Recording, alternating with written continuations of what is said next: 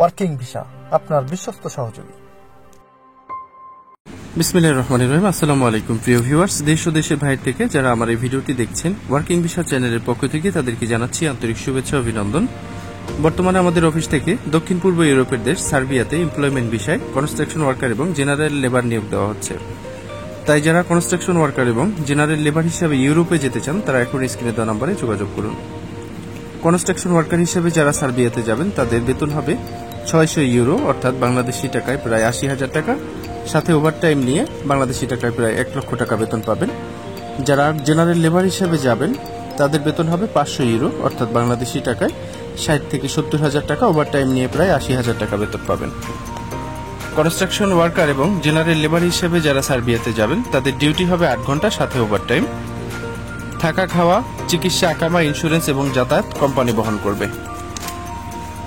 Construction worker এবং general labour হিসেবে যারা সার্বিয়াতে যাবেন তাদের কাজের প্রাথমিক কন্ট্রাক্ট হবে 1 বছর এবং নবায়নযোগ্য।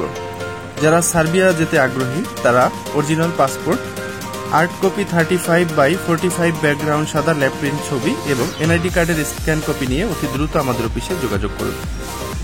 পাসপোর্ট জমা দেওয়ার 1 মাসের মধ্যেই ওয়ার্ক পারমিট দেওয়া হবে।